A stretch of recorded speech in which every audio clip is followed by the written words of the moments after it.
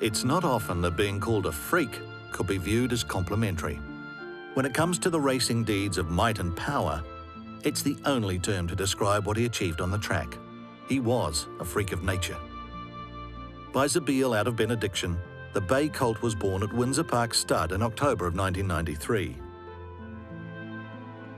He went to the Sydney sales and was initially passed in, before Anthony Cummings bought him for $40,000 on behalf of businessman Nick Moraitis.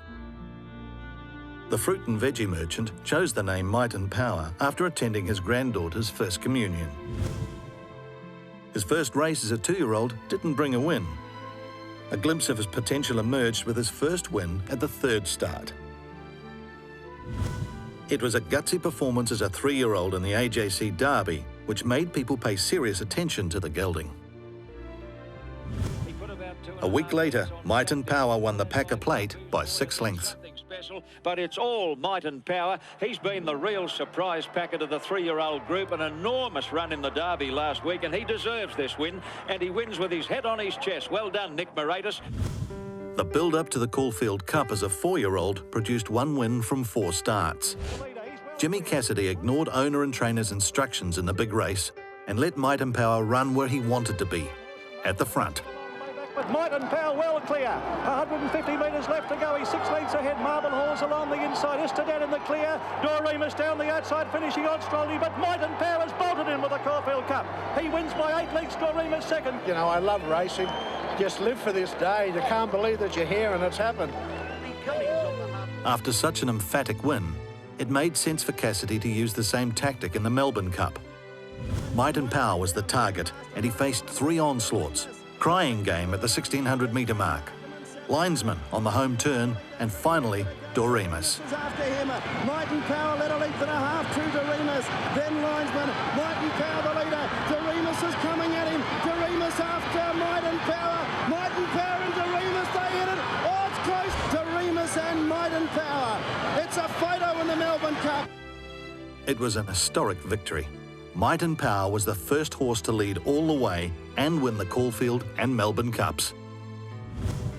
3 more Group 1 wins followed before the season ended: the Mercedes Classic, the Queen Elizabeth Stakes and the Doomben Cup. Might and Power was a national hero and the racing awards flowed. He was named the world's best stayer for 1997 and Australian Horse of the Year. The freak wasn't finished, as his 5-year-old season would thrill fans once again. Might and Power won the Yalumba Stakes and set his sights on the Cox Plate. Days before the race, Might and Power came down with a cold, forcing Jimmy Cassidy to ride Mighty differently.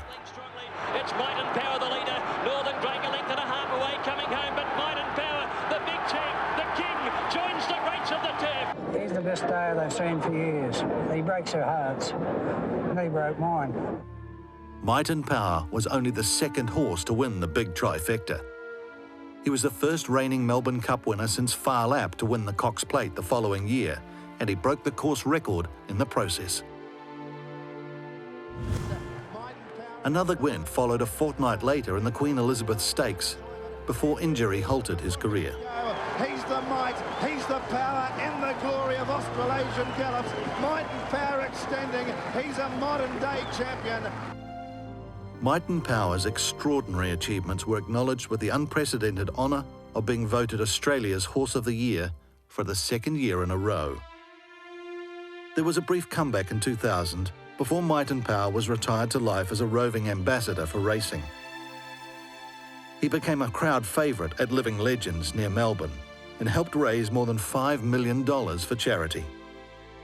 Might and Power's place is assured among the handful of champion stayers. In 12 months, he won 7 Group 1 races for stakes of more than $5 million. That's a record that defines a racing freak of nature.